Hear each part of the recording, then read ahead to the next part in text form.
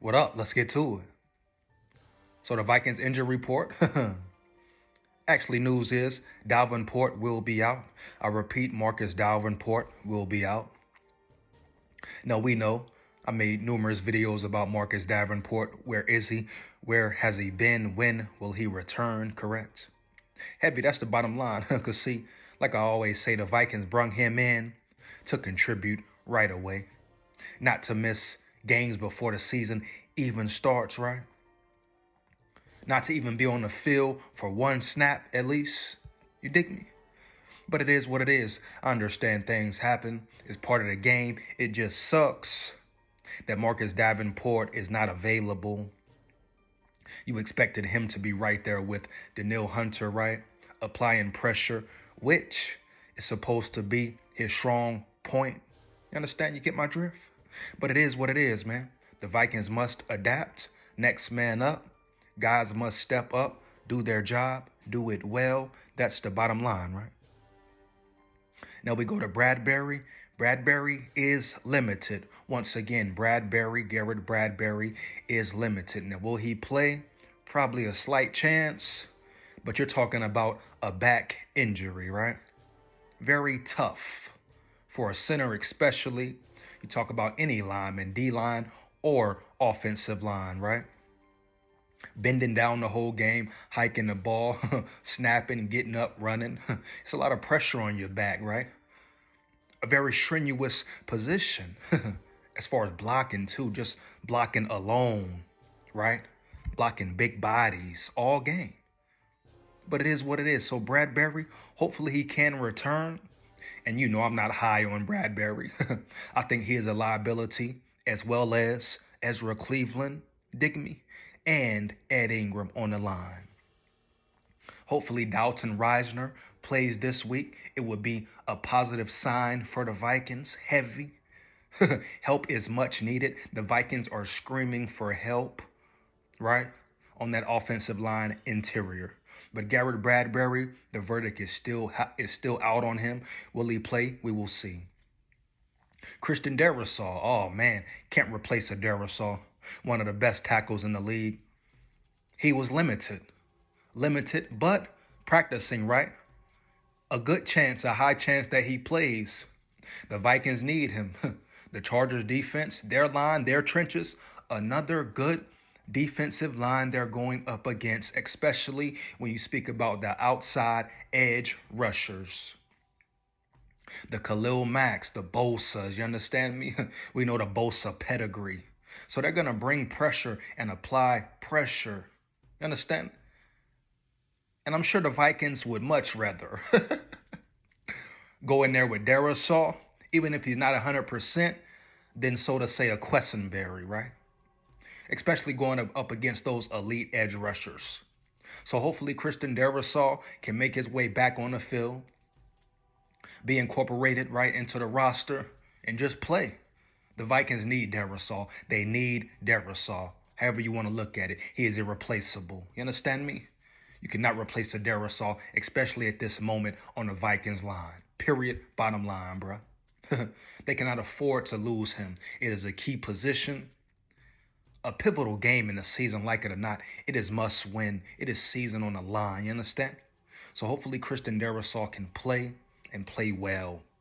Jordan Hicks out. Shin limited. I mean, Jordan Hicks, you know, he is what he is at this moment. A leader, a veteran, a Super Bowl champion. Brings good leadership, but that's about it. Like I say, Jordan Hicks on the field, very average, maybe even below average. The big question is, where is B.A.? Where is Brian Asamoah? But Jordan Hicks will do what he's been bringing to the building to do, right? Be a good leader, mold the younger players, you know, talk to them, teach them the game, the in and outs, whatever, et cetera, et cetera. But Jordan Hicks, him being out, you know, is it a big negative? Not really. Hopefully he gets well to 100%. But at the end of the day, how has he contributed to the Vikings? Not a lot. Got Josh Metellus' shoulder injury. He was limited. Hopefully he can play. He's prone to have a breakout season. He's played pretty solid football, you know. The snaps he has played, Brian Flores utilizing him correctly. lining him up at different positions. So Josh Metellus, definitely someone you want to see on the field. A starter, a solid player, brings the energy, right? Brings the leadership, the heart, determination, just the physicality, the fight.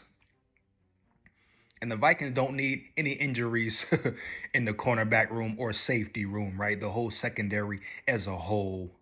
They need everybody in on the same accord. You dig me? You get my drift? Now we go to Jalen Nailor. Jalen Nailor is officially on injury reserve. That's a problem. No, Jalen Nailor, we say injuries suck. He's been battling injuries the whole offseason pretty much, right? Ever since OTAs were over with. He had a great OTA, baby. Flashed all over the field, did his thing, did his job. You thought maybe he could be battling for the number 3 spot, which I still think he should be. But now it's injuries. So now it's injuries now, man. Which sucks, man. Very promising receiver. A receiver I felt like who possibly should have been ahead of KJ Osborne. But now Jalen Nailor is officially on injury reserve. So the Vikings will have to lean on KJ. Now they will have to lean on KJ Osborne. Do I like it? No disrespect, but I'm gonna stand on that. KJ Osborne, I don't even feel like he's a number 3 right now. He has to do more. But the fact Jalen Nailor is out, it's really no one else to step up. So it's really on KJ Osborne now.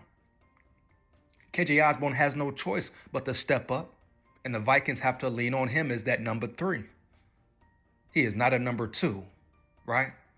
Jordan Addison is clearly your 2, but now KJ Osborne must step up, and the Vikings, Kevin O'Connell, play callers, Wes Phillips, they must put him in the best position to perform well.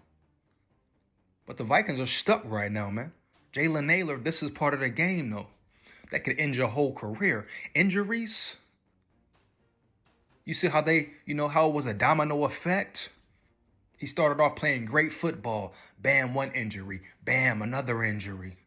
Bam, injured reserve. So he has a lot of questions, man. With him being out, being on injury reserve, it's no guarantee he will be back, let alone be on the team next season. I know that's far ahead in the future, but some things you got to think about. And you talk about the receiver room as far as injuries, If someone else goes down, has to miss some games, who will step up? Who will fill in that spot? So a lot of questions in the air. But as we know, hey, man, it is what it is. It's part of the game. That's why having a solid depth chart is important. You look around the league, all the great teams, good teams, playoff teams, right?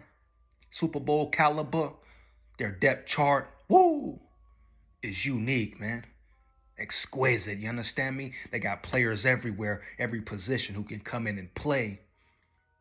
The Vikings have to get that. They have to build it, period. Do they have it in some areas?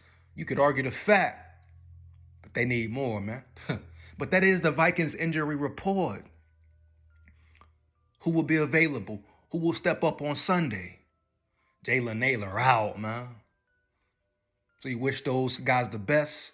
You wish them a speedy recovery quickly and swiftly. But at the end of the day, it's part of the game. So with that being said, let me know how you feel about it, man. Feedback is much appreciated. Big SKOL here. Make sure you like, comment, and subscribe. Hit that notification bell so you know when I'm on and rock and rolling. SKOL Vikes forever.